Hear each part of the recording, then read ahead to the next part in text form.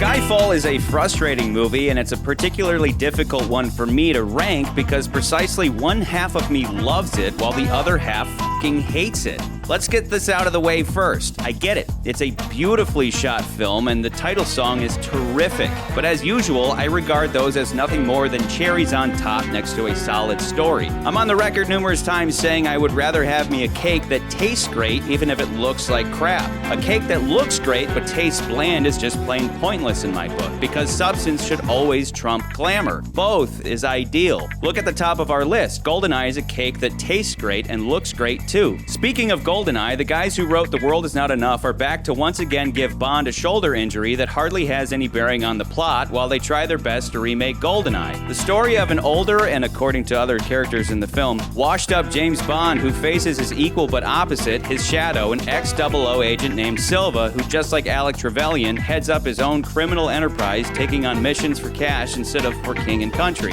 Not so coincidentally, both of these stories tackle the relevance of James Bond in a post-Cold War world. However, where GoldenEye had the advantage of coming on the heels of the collapse of the Soviet Union and the end of the Cold War, the very reason the 00 program was instituted in the first place, Skyfall has what? The rise of the internet? Does that mean war and threats from rogue states and the necessity of maintaining boots on the ground is suddenly outdated? We must instead only fight online or something? If that's the case, then the opener should have been Q droning terrorists while Bond wastes company money sitting in a casino gambling. Then he would certainly have looked like an embarrassing waste of taxpayer money in need of a tale of resurrection. Then all that courtroom stuff would have some thematic weight to it, but instead it's messy because at first it's an indictment of M's bungling of a job that needlessly exposed numerous undercover MI6 agents and got them killed, but then suddenly we're talking about terminating the entire 00 program, thus ham-fistedly shoving in this theme about why we still need Bond so that this movie can feel important. GoldenEye questioned why Bond himself kept going, not the entire 00 program, which is absurd in the wake of two films about uncovering a global criminal organization that for all we know is still in operation,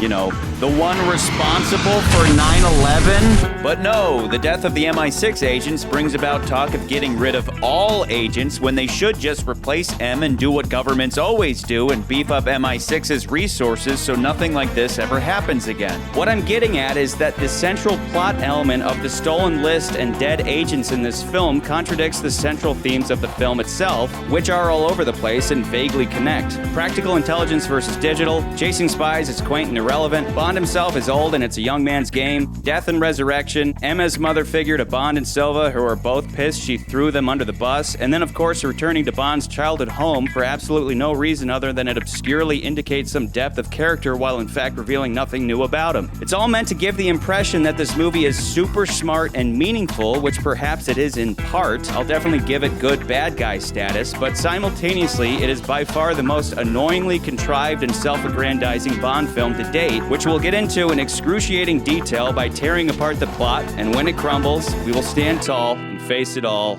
together.